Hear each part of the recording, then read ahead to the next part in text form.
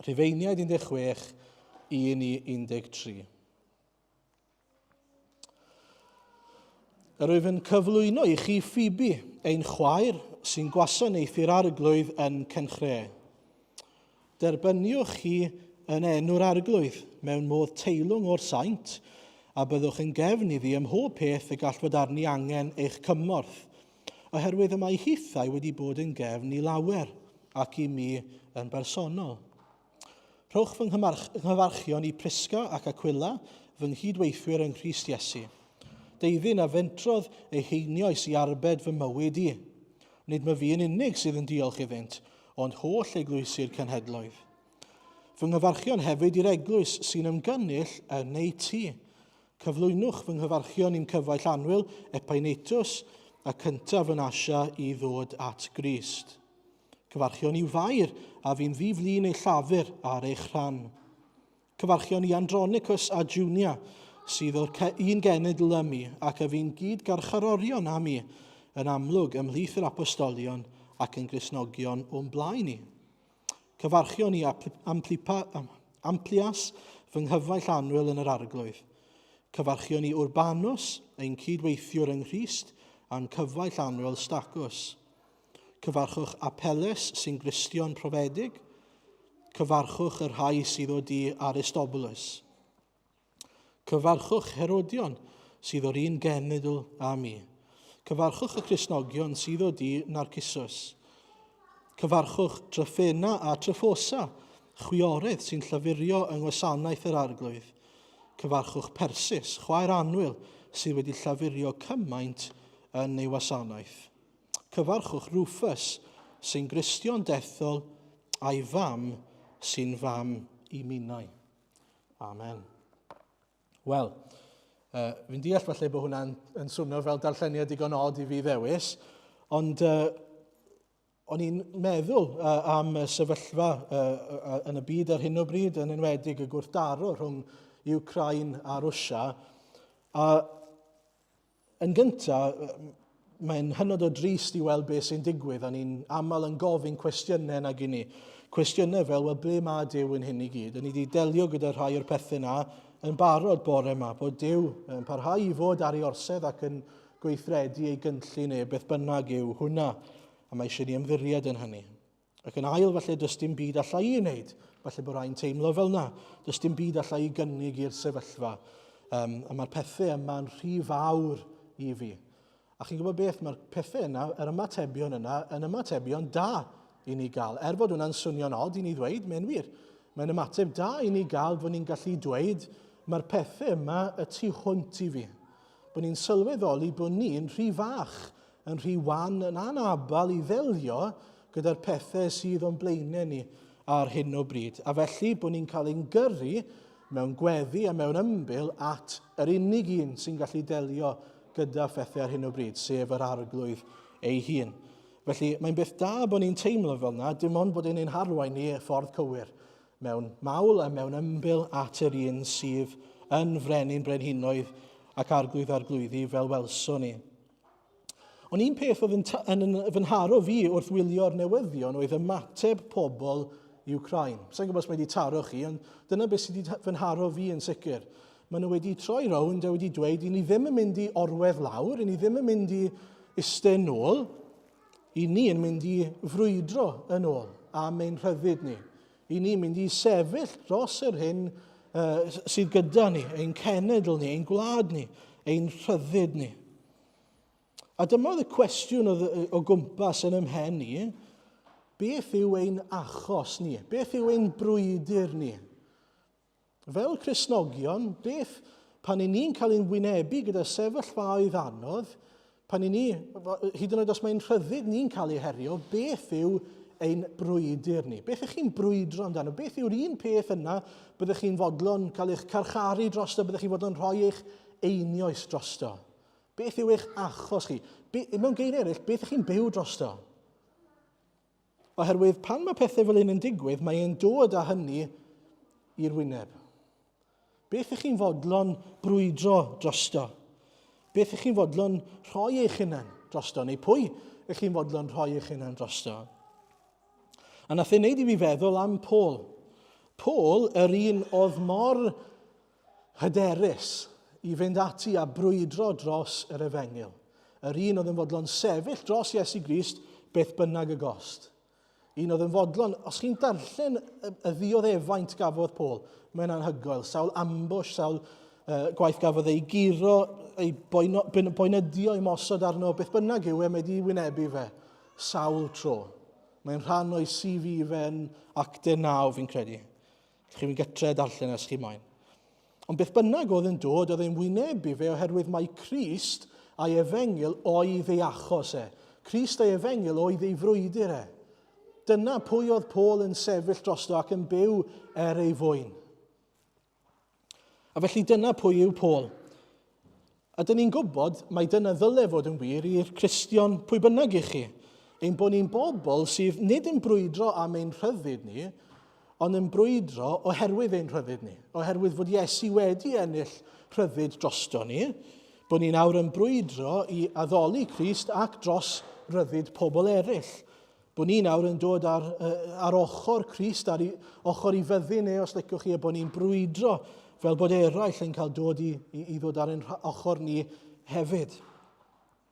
Ond yn aml, ni'n edrych ar Paul a ni'n mynd, hang on nawr Aaron, oedd Paul yn apostol yn rhyw super Christian, oedd e lan myna.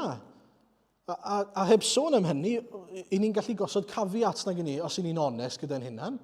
Ni'n edrych ar Paul, a ni'n mynd, oedd Paul yn sengl, falle, oedd e'n rhydd i fynd o gwmpas, oedd e'n gallu gwneud beth oedd e'n moyn. Oedd e'n tent maker, oedd e'n gallu mynd a wneud i job lle bynnag oedd e. Oedd e'n apostol, oedd wedi gweld y goleuni mawr yma, oedd wedi i dhallu fe, etc. Sy'n disgwyl bod ni fel Paul ys e? Bod ni'n yn rhyw fath o brwydro achos, fel mae Paul yn brwydro achos. Wel, dyna pam o'n i eisiau edrych ar Rhufeiniaid 16. Oherwydd beth sydd gyda ni'n Rhufeiniaid 16 yw golwg ar fyddin Paul. Byddin Paul. Pobl mae Paul yn rhan o'i heglwys nhw, yn rhan o'i teulu nhw, a be mae'n dweud yw, dwi ddim yn brwydro ar ben fy hunan, dwi ddim yn un sydd yn rhyw fath o gerdded yn lone ranger o gwbl. A dyna beth ni'n cael golwg arno ym Mhennod 16 o'r Rhufeiniaid. Mae'n dangos i ni faint o bobl, oedd e ddim jyst yn hoffi nhw, oedd e ddim jyst wedi helpu nhw, oedd e'n dibynnu ar rai yn nhw. Dyna mae'n dweud wrthyn ni. Oedd e'n dibynnu ar rai yn nhw. Mae rai yn nhw wedi achub i fywyd e. Chi syndod? Dyna gymaint oedd y bobl yma wedi brwydro ar ran yr Efengyl a bod Paul wedi cael bendith ac elw o hynny. A felly mae yna frwydr yn mynd mlaen, a mae'n bwysig bod ni jyst yn egluro i ddechrau beth yw y frwydr honno. Dy'r frwydr ddim yn erbyn y colledig. Dy'r brwydr pobl Iesu Grist ddim yn erbyn pobl sydd ddim yn credu. Mae eisiau ni ddeall hynny, straight off the bat. Yn Effesiaid 6, mae'n sôn am y frwydr yn erbyn drygioni, adnod 10 ymlaen o Effesiaid 6. A dyma mae'n dweud wrthyn ni, yn olaf, ymgryfhewch yn yr arglwydd ac yn nerth ei allu ef. Gwisgwch amdano'ch holl arfogaeth Duw mwyn i chi fedru sefyll yn gadarn yn erbyn cynllwynion y diafol. Adnod 12, a hwn sy'n bwysig, nid am meidrolion yr ydym yn yr afael, ond a thywysygeithau ac awdurdodau a llywodraethwyr tywyllwch y byd hwn, a phwerau ysbrydol drygionus yn y nefolion leoedd. Satan a'i agents e, os licwch chi. Pobl Satan i, angylion Satan. Right? Yr un drwg yw ein gelyn ni. A mae'n bwysig bod ni'n cofio hynny. Fe yw'r un sydd yn dweud celwydd wrthyn ni, fe yw'r un sy'n trio rhwygo ein perthynas ni gyda'r tad yma a'r ysbryd glân. Fe yw'r un sydd yn ceisio dallu llyged pobl yn y byd i beidio â gweld yr arglwydd Iesu. A felly mae Paul wedi ei alw, mae'n dweud wrthyn ni, fel mae pob Cristion wedi cael ei alw i fod yn un sydd yn ymarfogi, yn cito'ch yn lan, yn gwisgo. Arnoch chi'ch hunan, yr armor yma, yr arfogaeth yma sydd gyda ni, holl arfogaeth Duw, mwyn gweld yr Efengyl yn lledaenu ac yn llwyddo. Dyna yw yr alwad fan hyn, a mae Paul yn dweud, yw hwn ddim jyst yn wir i fi, mae'n wir i chi. Ond beth yw yr arfau te? Beth yw y pethau ni'n gwisgo? Beth yw'r kit ar ein cyfer ni? Wel, dyn ni ddim yn mynd i fynd trwyddyn nhw gyd, ond y pethau arbennig am rhain yw nid rhyw fath o gleddyf casineb yw ond y pethau sydd yn dda yw Pethau fel gwirionedd, iachawdwriaeth, gweddi yn arf i'r Cristion, yr ysbryd glân, gair Duw, parodrwydd i rannu'r efengil, yn sandalau am eich traed. Hwna yw un o'r arfau sydd gyda ni i weld yr efengil yn llwyddo, a hefyd fydd. A felly mae'n ddiddorol, mae nid yn unig byddin ydyn ni yn erbyn yr un drwg, ond i ni hefyd yn deulu. A dyna beth ni'n gweld fan hyn. Mae'r fyddin hefyd yn deulu. Mae'n fwy na jyst grŵp o bobl sy'n digwydd bod yn rhan o'r un wlad. Mae'n grŵp o bobl sydd wedi clymu at ei gilydd gan yr arglwydd Iesu. I ni'n deulu, i ni'n un bobl, un corff, sydd nawr wedi cael ei galw i fyw o dan yr un pen yr arglwydd Iesu. A gadewch i ni edrych ar yr hyn mae Paul yn ei ddweud am ei deulu fe. Fi'n meddwl bod yn hyfryd, yn brydferth iawn y ffordd mae Paul yn disgrifio y bobl sydd ar ei ochr yn y fyddin. Yr aelodau o'r teulu yma sydd gyda fe yn yr efengil, sydd yn brwydro dros Iesu Grist, falle ddim yn amlwg fel mae Paul ond maen nhw yna, yn gadarn yn sefyll dros yr arglwydd Iesu a'r efengil. A fel fi wedi gweud, mae'r teulu'r ffydd yn cael ei ddisgrifio fel corff Crist yn y gair. A mae hwnna'n help mawr i ni i raddau i ddeall, mae yna rai pobl yn amlwg, yn llyged falle yn y corff. Ond mae yna lot o gyhyrau, lot o esgyrn, lot o bethau chi ddim yn gweld sy'n rhan o'r corff. Mae'r llyged a mae darnau eraill o'r corff yn dibynnu arnyn nhw, mwyn iddyn nhw allu llwyddo. A dyna mewn gwirionedd, mae Paul yn dangos i ni fan hyn. Dyma'r rhannau cudd, falle, o'r corff. Byddech chi ddim fel arfer yn gweld, ddim fel arfer yn clywed am yn y gair, ond yn bobl sydd wedi cynnal Paul. P'un mewn gweddi, neu mewn gwasanaeth, neu mewn ffyrdd eraill. Ond beth sy'n bwysig yw bod ni'n gallu gweld maen nhw wedi bod yn ifydd. Beth bynnag yw'r alwad maen nhw wedi dderbyn gan yr arglwydd Iesu, beth bynnag ei rôl nhw fel rhan o'r corff, maen nhw wedi bod yn ifydd ac yn ffyddlon. A felly cofiwch hynny. Un o'r pethau nath daro fi straight off, a nathon ni ddim darllen hwn, felly na i bwyntio fe mas i chi. Yn adnod 22, mae'n dweud bod Tersiws ac yr Rhufeiniaid Tersiws sydd wedi ysgrifennu'r llythyr hwn yn eich cyfarch yn yr arglwydd. Chi weld, oedd y llythyr yn useless, oni bai fod rhywun yn gallu delifro y llythyr yma i bobl Rhufain, i'r Rhufeiniaid. A Phoebe, mwy na thebyg ar crew oedd y rai nath fynd â'r llythyr, ond byddai'r llythyr ddim wedi bodoli yn ei bai bod rhywun yn fodlon ysgrifennu'r llythyr yn y lle cyntaf, a Tersiws oedd yr un yna. Chi'n gweld, byddech chi byth yn meddwl am rhywun fel yna, fel rhywun pwysig, ond oedd yn allweddol i'r gwaith o ledeini gair Duw fan hyn. A felly ni'n mynd i edrych ar just tri grŵp o bobl o'r darn yma'n sydyn iawn bore yma. Yn gyntaf, Phoebe. Edrychwch adnod 1, ni'n clywed am Phoebe gyntaf. A beth ni'n clywed am Phoebe? Wel, mae hi'n chwaer sy'n gwasanaethu'r eglwys yn Cenchre. A dyna rili cwbl ni'n clywed amdani hi o ran ei gwaith hi. A mae'r gair am wasanaethu fan hyn yn debyg i'r gair diaconos. Hynny yw bod hi'n ei gwaith ymarferol, bod hi'n gwasanaethu, rhoi bwyd i bobl falle edrych ar ôl bobl gwan ac yn y blaen. Dyna oedd ei job hi. Dim byd flashy, ddim yn y ffrynt, dim byd fel yna, just yn gwasanaethu lle oedd Duw wedi rhoi hi. A dyma mae Paul yn dweud, mae hi wedi bod yn allweddol. Mae hi wedi bod yn gefn i mi, mae'n dweud yn y darn. Mae hi wedi bod mor bwysig oherwydd mae hi, oherwydd ei gwasanaeth, hi wedi gallu rhyddhau pobl fel fi fynd ati i genhadu falle ac i rannu'r efengil. Chi'n gweld, mae hi wedi bod o gymaint o help, nid yn unig i Paul, ond yn gefn i gymaint o bobl eraill hefyd, mae'n dweud wrthon ni. Y corff yn cydweithio mwyn yr efengil. A dyma byddwn ni'n hoffi dweud am un fel Phoebe, mae hi mor hardd a mor werthfawr yng ngolwg yr arglwydd. Mae rhywun sydd yn gwasanaethu'r arglwydd yn hardd gerbron yr arglwydd oherwydd eu bod nhw'n ifydd i'r alwad mae'r arglwydd wedi rhoi arnyn nhw. Fi wedi clywed pobl yn pregethu o'r testun yma digon o weithiau ac yn aml yn defnyddio hwn i ddadle pwyntiau eraill fel rôl menwod yn y Beibl ac yn y blaen. Nid dyna, chi'n methu'r pwynt yn llwyr os mae dyna beth ych chi'n edrych arno yn y darn yma. Beth mae Paul yn dweud yw fod mae'n rhoi sylw yn y benod yma i ddynion a merched sydd wedi bod yn ffyddlon yn gwasanaethu'r arglwydd. Dyna'i job nhw. Be bynnag mae'r arglwydd yn ei galw nhw i wneud, maen nhw wedi wneud e. Maen nhw wedi bod o fendith ac o gymorth sut bynnag mae'r arglwydd wedi ei galw nhw. Does dim un yn fwy neu'n llai pwysig, a dyna mae Paul yn ceisio dweud. Maen nhw wedi gwneud eu rhan, maen nhw wedi bod yr aelod yna o'r corff mae'r arglwydd wedi galw nhw i fod. Allai ddweud fel gweinidog yr eglwys, dwi ddim yn fwy pwysig na neb arall yn yr eglwys yma. Dwi ddim yn rhan pwysicach o'r corff na gyda chi. Does dim un sydd yn fwy gwerthfawr nag un arall, oherwydd dyw ein gwerth ni ddim yn dod o beth i ni'n gallu cynnig i'r arglwydd.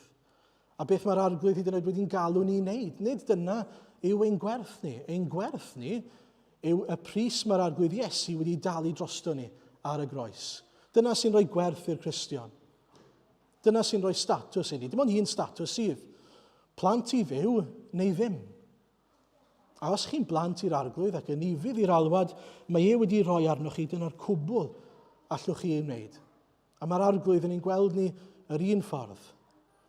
Mae un commentary o'n i'n darllen oedd e'n dweud, oedd e'n helpful fi'n credu, pan i ni'n edrych ar ein gilydd, ni'n edrych ar ein gilydd fel hyn, o'r ongl yma, right? Ni'n gweld ein gilydd.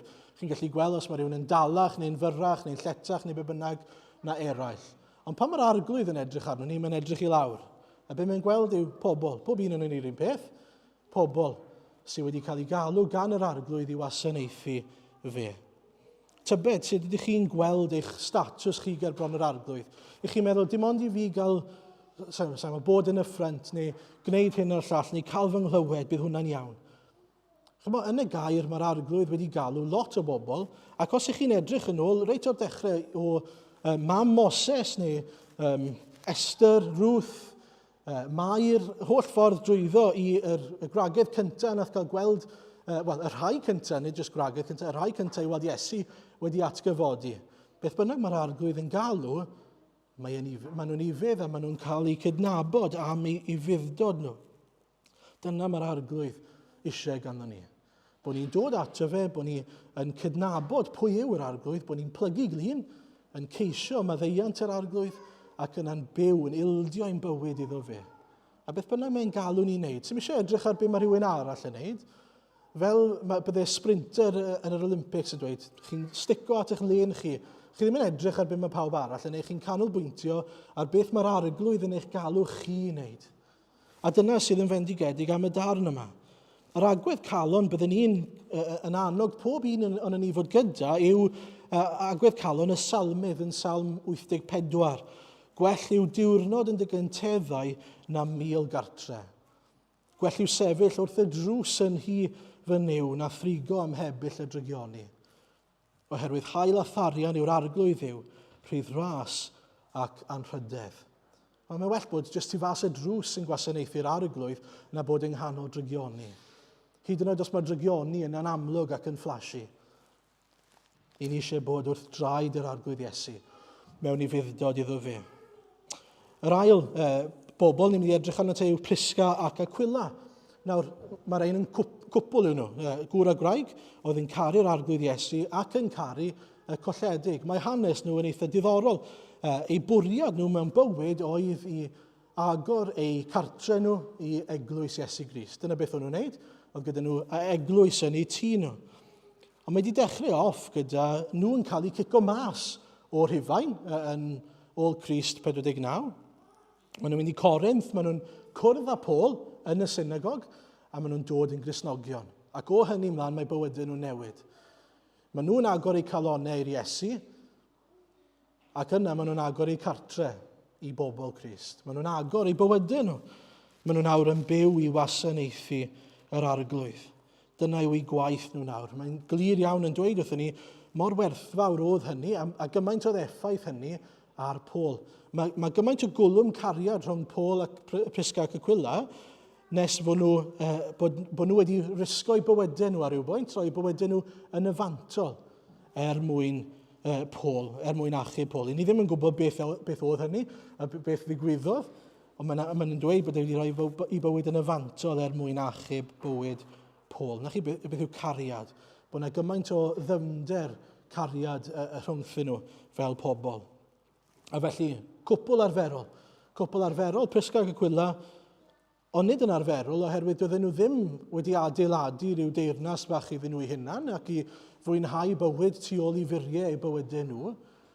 Oedd eu bywyd nhw wedi cael ei fyw mwyn gwasanaethu eraill, mwyn agor i tai nhw, agor i bywydau nhw, i gyrraedd eraill ac i weld yr eglwys yn ffynnu hyd yn oed yn eu cartre nhw. Felly, aelodau gwahanol o'r corff.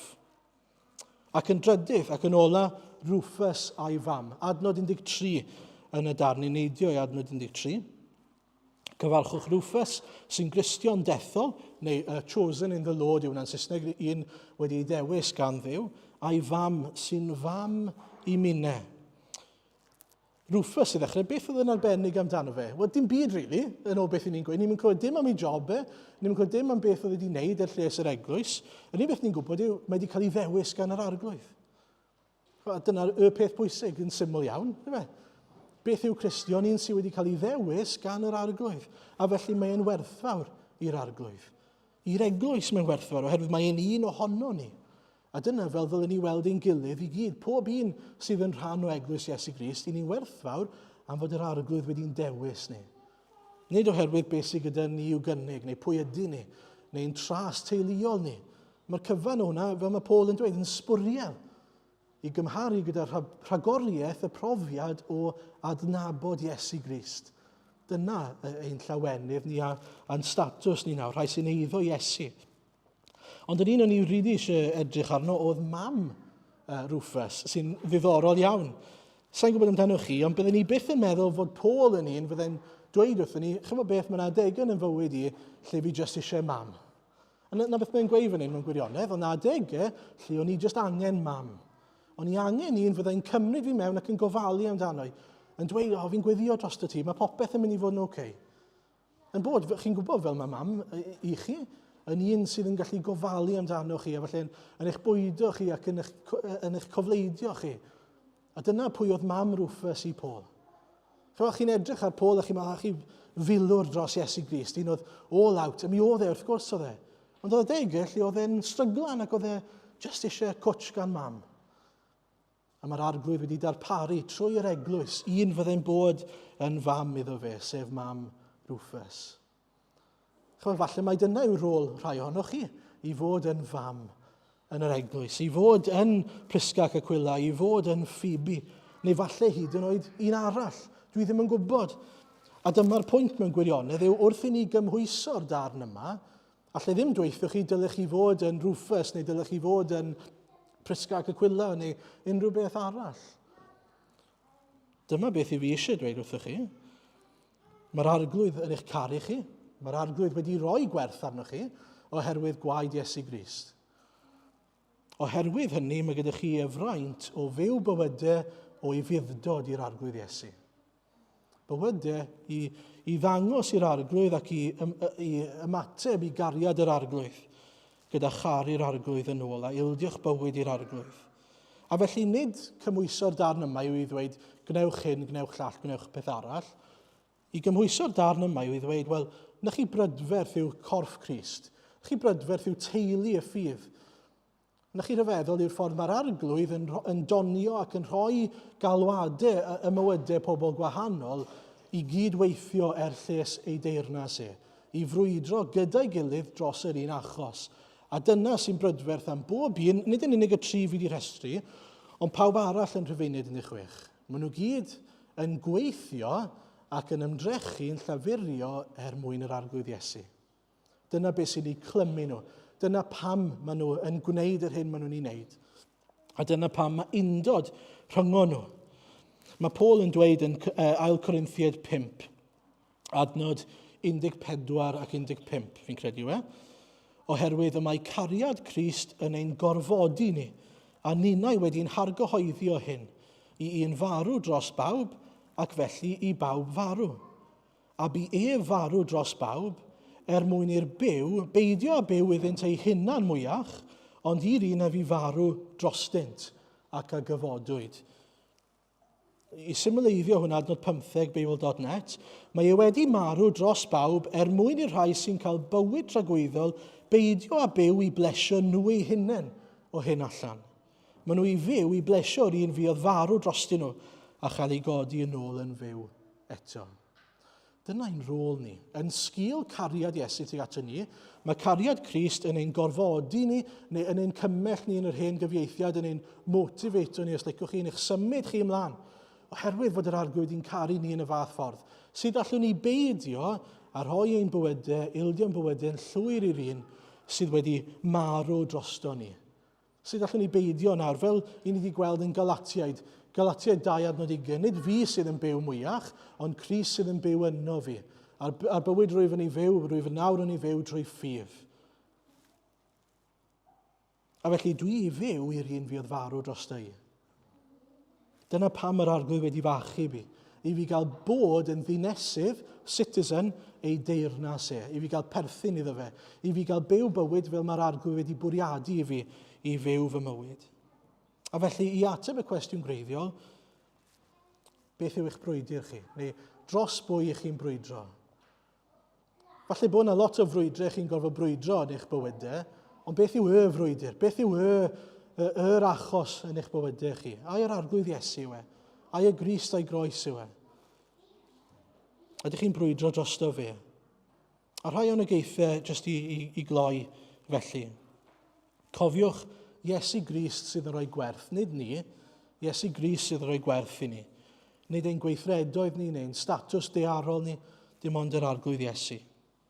Yn ail, mae Crist wedi rhoi ei hunain yn llwyr droso ni. Ein ymateb ni yw i wneud yr un peth yn ôl, rhoi'n hunain yn llwyr i'r arglwydd. Nawr, allwn ni ddim gwneud hynny'n berffaith, a dyna pam ni'n ddiolchgar fod gras i gael. Pan ni'n syrthio, a mi fyddwn ni'n syrthio, mae'r arglwydd yn maddau. Mae'r arglwydd yn dod â ni yn ôl. Mae'n gwybod y byddwn ni'n cwmpo ar y degau ac y byddwn ni eisiau teyrnasu dros ein bywydau'n hunain, ond mae gras ar gael. Ac yn ola, mae gwneud y gair, hynny yw, gwneud beth mae'r arglwydd yn ein galw ni'n wneud, i fuddod i'r arglwydd yn brydferth, yn hardd. Cofiwch mai dyna sy'n gogoneddu Duw, nid ein gweithredoedd ni, ond ein i fuddod ni. Ac cofiwch bod yr arglwydd trwy'r amser yn un sydd yn ein croesawu ni i'w bresenoldeb, nid yn ein gwthio ni mas. Mae'n galw ni i ddod a bod ar ei ochr Os yw Duw trosom, pwy all fod yn ein herbyn ni. A felly'r alwad fwyaf bore yma yw os nag ych chi'n eiddo i Iesu, nawr rhowch eich bywyd iddo fe. Ildiwch eich bywyd i Iesu. Oherwydd wrth i chi ddod yn eiddo i Iesu, ych chi ar yr ochr fuddigol, ar yr ochr sydd wedi concro'r bedd ac angau. Mwyn ei enw. Amen.